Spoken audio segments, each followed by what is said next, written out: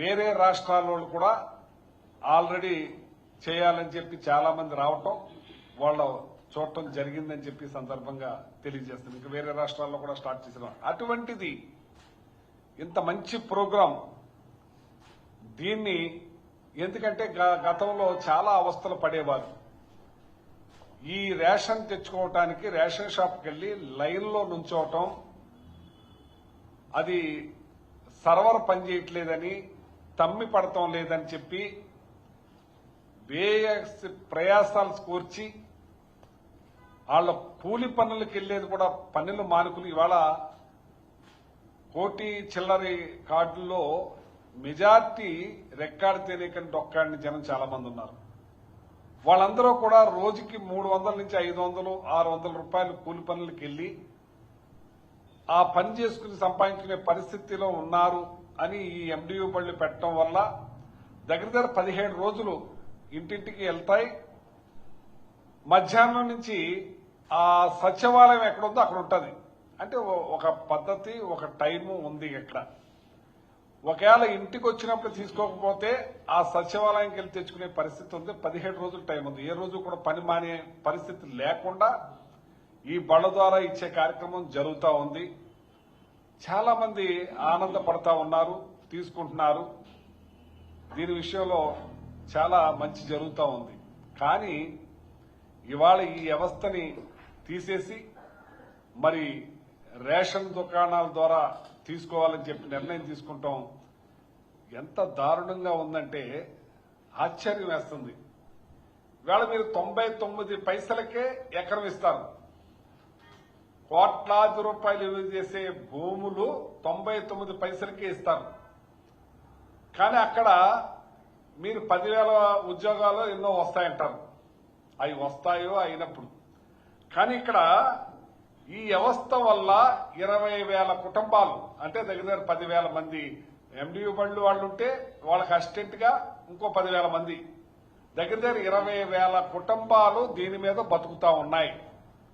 మీరు ఆల్రెడీ ఏదైతే వాలంటరీ వ్యవస్థ ఉందో ఆ వాలంటరీ వ్యవస్థని కొనసాగిస్తాం, 5,000 కాదు 10,000 అని చెప్పారు.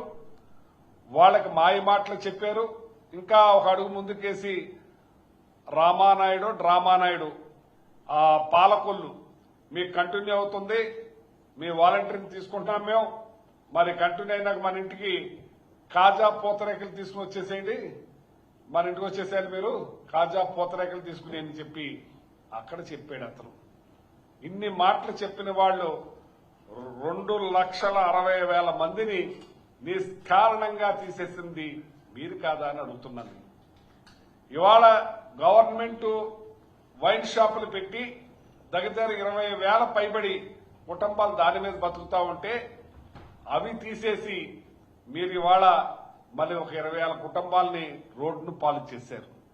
ఇవాళ నిన్న కేబినెట్ లో నిర్ణయం తీసుకుని ఏం చేశారయ్యా అంటే దగ్గర 10,000 కుటుంబాలు ప్లస్ 9,600 దగ్గర 20,000 కుటుంబాలని మీరు రోడ్డు పాలు చేయించున్నారని చెప్పి ఈ సందర్భంగా అడుగుతున్నాను. మరి నిన్న కేబినెట్ లో వాళ్ళ కార్యకర్త చనిపోయాడు.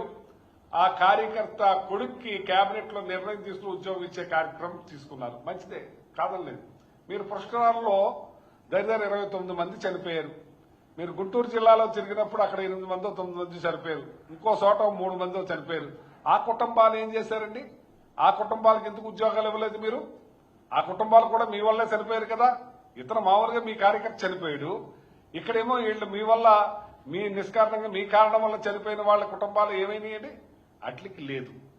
ఇవాళ ఈ రేషన్ దుకాణాల మీద మీరు ఇంత ఇబ్బంది పెట్టే కార్యక్రమం చేస్తున్నారంటే దారుణాతి దారుణం అని చెప్పి తెలియజేస్తాం.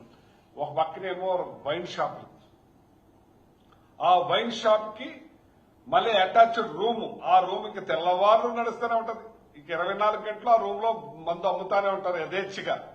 మా తణుకులో మన ఏమైంది, తెల్లవారులు అమ్ముతుంటే ఒకడు వచ్చి ఒక రాడ్ ఇచ్చుకుని ఒకడు పురపాలు కొట్టేశారు.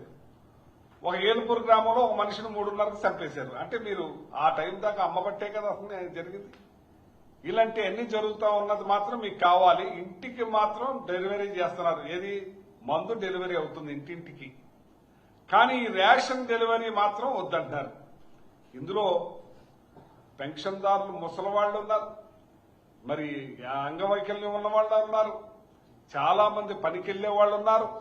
వాళ్ళందరికీ ఇది మంచి జరుగుతూ ఉంటే, దగ్గర 20,000 కుటుంబాలు బతుకుతా ఉంటే దాని మీద అవినీతి జరుగుతుందని చెప్పి మీరు నిష్కారణంగా తీసేసే కార్యక్రమం చేస్తున్నారంటే రేషన్ షాపుల్లో జరుగుతలేదా? రేషన్ షాపుల్లో రేపు 6A కేసులు ఎన్ని పెడుతున్నారు మీరు? ఆ 6A కేసుల వల్ల ఎంతమంది మరి మీరు షాపులు ఇదవుతున్నాయి మొత్తం, అంటే రేపు పొద్దున అది కూడా అవినీతి జరుగుతుందని చెప్పి రేషన్ షాపులన్నీ కూడా మీరు తీసేస్తారా అని అడుగుతున్నాను నేను. రేషన్ షాపుల్లో ఎన్ని కేసులు పెడుతున్నాం మనం? 6A కేసులు ఎన్ని రకాలుగా వాళ్ళ దోపిడీ చేస్తున్నారు. అట్లు కూడా మీరు మోసేస్తారు. టోటల్ గా చేసి ఏం చేద్దాం అనుకుంటారు? అంటే టోటల్ గా ఎత్తేయాలని చూస్తున్నారేమో అని నాకు అనిపిస్తా ఉంది. ఈ రేషన్ కూడా ఇవ్వకుండా మా మీద మా జగన్మోహన్ రెడ్డి గారు ప్రవేశపెట్టిన ఇవి మహత్తర కార్యక్రమాలని మీద కక్ష పెట్టుకోకండి, మా మీద పెట్టుకోండి. మా మీద ఎలాగా పెట్టుకుంటారు? లేని కేసులను కనిపించి లేని విధంగా మీరు జైల్లో పెట్టించే కార్యక్రమం చేస్తున్నారు. మేము రాజకీయ నాయకులు తట్టుకుంటాం, మీరు జైల్లో పెట్టించండి, మా మీద ఇచ్చేయండి, కానీ ప్రజలని ఇబ్బంది పెట్టే కార్యక్రమం చేయొద్దని చెప్పి తెలియజేస్తున్నాను. ప్రజలకు మీరు ఓటేశారు, ప్రజలు వేశారో ఓటు, ఈవీఎంల ద్వారా గెలిచారు, మొత్తం మీద గెలిచారు మీరు. ఈ కక్ష సాధింపు ప్రజల మీద చేయకుండా ప్రజా పంపిణీ వ్యవస్థలు ప్రజలకు అందించే విషయంలో మీరు కక్షపూరితమైన వాళ్ళ మీద చూపించకుండా మా మీద ఎలాగా చూపిస్తున్నారు కాబట్టి మా మీద చూపించండి. మా నాయకుడు పెట్టి మంచి పేరు వచ్చినాయి, మంచి దేశాల్లో పేరు వస్తున్నాయని చెప్పి అట్ల మీద మీరు చూపిస్తా ఉన్నారు, వ్యవస్థలను కుప్ప కూలుస్తా ఉన్నారు. ఇవాళ చదువులు ఉన్నాయి, ఇవాళ మంచి దాని మీద మరి జడ్పీ హై స్కూల్ కానీ ఆ స్కూల్స్ కానీ విపరీతంగా బ్రహ్మాండంగా మార్చి ఇంగ్లీష్ మీడియం తీసుకొచ్చి ఇంగ్లీష్ మీడియం వేస్ట్ అన్నారు, దండగన్నారు, అల్లరి చేశారు, దుర్మార్గం చేశారు. మళ్లీ ఆ వ్యవస్థని మీరు కొనసాగించే కార్యక్రమం చేస్తున్నారు. కానీ ఆ స్కూల్స్ ను మాత్రం పాడు చేసే కార్యక్రమం చేస్తున్నారు. ట్యాబ్లు ఇచ్చారు, ఇంగ్లీష్ మీడియం, డ్రెస్సు, మంచి స్కూలు బ్రహ్మాండంగా నడిపించే కార్యక్రమం చేస్తే అది నిర్యాణం చేసే కార్యక్రమం చేస్తున్నారు. గోరుముద్ద అనే పథకాన్ని తీసుకొచ్చి మంచి భోజనం పెట్టి పౌష్టికాహారం ఇచ్చే కార్యక్రమం చేస్తే దాన్ని నిర్యాణం చేస్తున్నారు. ఇవాళ ఈ రేషన్ దారులు ఎంత నష్టపోతున్నారని చెప్పి మేము అడుగుతున్నాను. నేను వాళ్ళ కుటుంబాలు ఏమైపోతాయని చెప్పి నేను అడుగుతున్నాను.